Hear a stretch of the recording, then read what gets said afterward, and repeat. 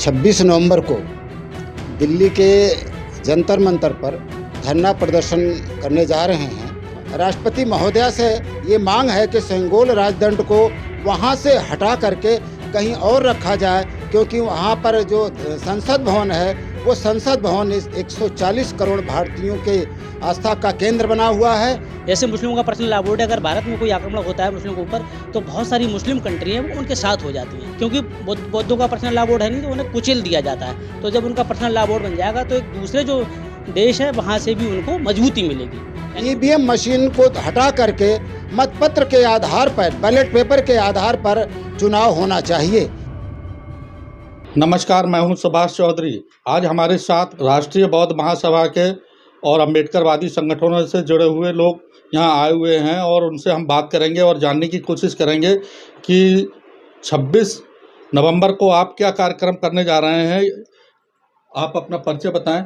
मैं जगदीश प्रसाद बाबू जी, मैं राष्ट्रीय बौद्ध महासभा का प्रदेश महासचिव और प्रभारी पश्चिमी उत्तर प्रदेश और उत्तराखंड का।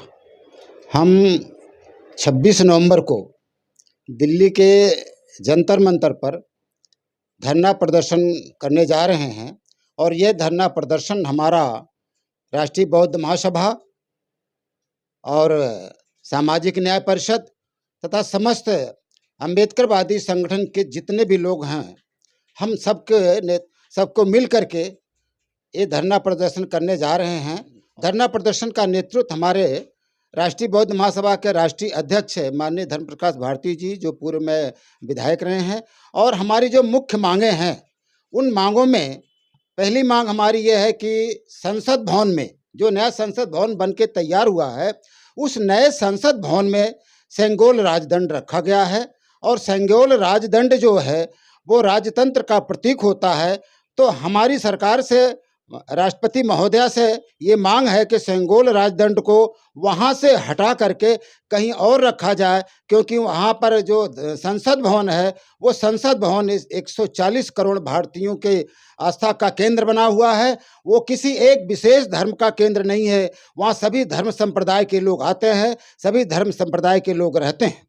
हमारी जो दूसरी मांग है कि बौद्धों के लिए पर्सनल लॉ बोर्ड बनाया जाए, और इसी के साथ हमारी जो तीसरी मांग है, तीसरी मांग में एससी एसटी और ओबीसी का आरक्षण कोटा जो है सरकार उसको पूरा करे। हमारी चौथी मांग जो है वो जाति जनगणना कराई जाए। जाति जनगणना करने से इस देश में सबको ये पता चलेगा कि हम इस भारत में कितने लोग हैं और उसी आधार पर इस भारत में उनकी सहभागिता निश्चित होती है। उसके बाद हमारी मांग जो है, अभी 15 अगस्त 2023 को विवेक देवराय जी जो प्रधानमंत्री जी के आर्थिक सलाहकार परिषद के चेयरमैन हैं, उन्होंने कहा था कि भारतीय संविधान को बदल देना चाहिए। और भारतीय संविधान की ही शपथ लेकर के मिस्टर विवेक देवराय जी वहाँ तक इतने ऊंचे पद पर पहुँचे हैं। तो हमारी मांग ये है कि माननीय विवेक देवराय जी को तुरंत बर्खास्त करने के बाद उन पर देशद्रोह का मुकदमा चलाया जाए। ये हमारी मांग है। और आपकी और आगे की और आगे हमारी मांग है कि ईवीएम मशीन से जो भारत में चुनाव होता है, ईवीएम मशीन को हटा करके मतपत्र के आधार पर, बैलेट पेपर के आधार पर चुनाव होना चाहिए, क्योंकि बैलेट पेपर ही पूरे विश्व में चलता है। जिन जिन लोगों ने ईवीएम मशीन का इजाद किया है, आज वहाँ भी जो चुनाव होता है वो बैलेट पेपर से चुनाव होता है। और हम ये चाहते हैं, हमारी एक मांग और भी है कि शिक्षा का राष्ट्रीयकरण किया जाए। जब एक भारत श्रेष्ठ भारत, एक भारत के लिए एनआरसी चल रही है, तो हम चाहते हैं कि एक भारत हो। बहुत अच्छी बात है, एक भारत, तो एक ही शिक्षा सबके लिए हो, चाहे वो अमीर हो चाहे गरीब हो, है वो इस देश का नागरिक। और इस देश में तमाम विभागों का निजीकरण कर दिया गया है।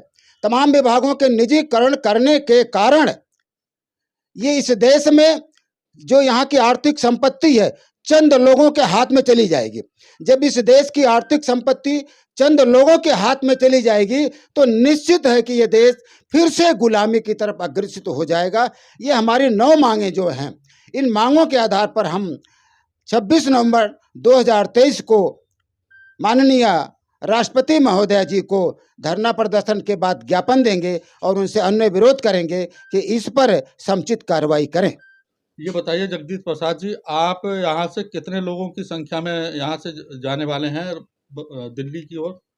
यहाँ बरेली मंडल से आप ज़्यादा से संख्या में लोग ट्रेन से जाएंगे, उसके बाद बसों के माध्यम से काफ़ी संख्या में लोग वहाँ पहुँचेंगे। हमें उम्मीद है कि बरेली मंडल से कम 5 और 6 के बीच में लोग वहाँ पहुँचेंगे। 500 या 600 के बीच में लोग वहाँ पहुँचेंगे।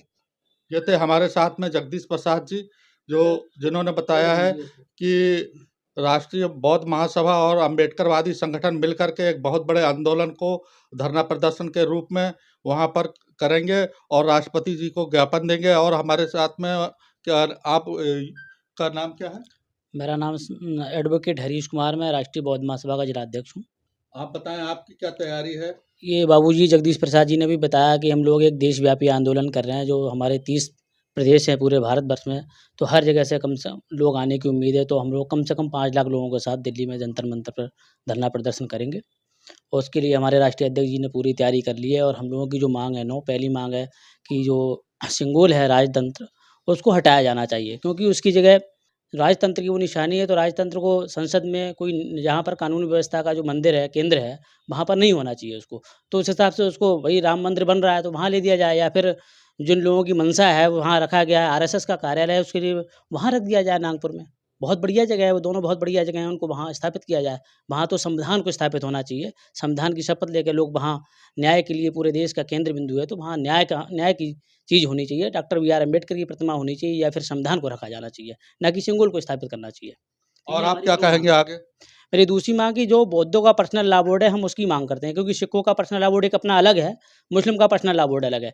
तो बुद्धों, जैसे अभी बात हो रही है कि बुद्धों का पर्सनल लॉ बोर्ड इसलिए होना चाहिए, अगर इस देश में बुद्धिस्ट होंगे, उनकी एक जनगणना होगी या उनके मतलब कैलकुलेशन होगा कि इतने बुद्ध हैं, तो जो बुद्ध बन जाएँगे तो उन्हें, जो बाहर के हमारे जो बुद्धिस्ट कंट्री हैं, अगर उन पे कोई अत्याचार होगा तो बुद्धिस्ट कंट्री जो हैं विदेशी, वो लोग उनके साथ रहेंगी। यानी कि हम लोग जो बुद्धिस्ट हो जाएँगे, जो बुद्ध हो जाएँगे, वो अत्याचार से बचेंगे। जैसे मुस्लिमों का पर्सनल लॉ बोर्ड है, अगर भारत में कोई आक्रमण होता है मुस्लिमों के ऊपर, तो बहुत सारी मुस्लिम कंट्री हैं, वो उनके साथ हो जाती हैं। तो यानी कि हमारा जो भारत है, या जो हमारी सरकारें हैं, वो उस वजह से डरती हैं, क्योंकि बौद्धों का पर्सनल लॉ बोर्ड है नहीं, तो उन्हें कुचल दिया जाता है। तो जब उनका पर्सनल लॉ बोर्ड बन जाएगा, तो एक दूसरे जो देश है, वहाँ से भी उनको मजबूती मिलेगी।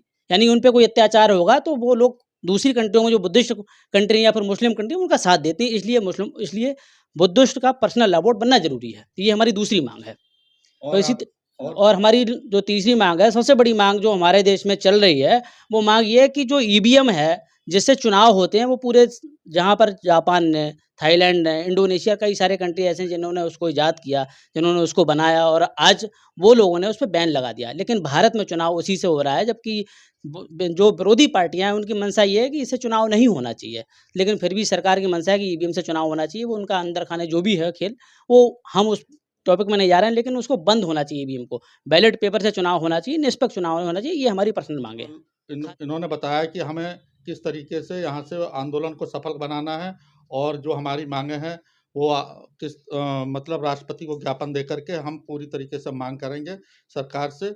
धन्यवाद।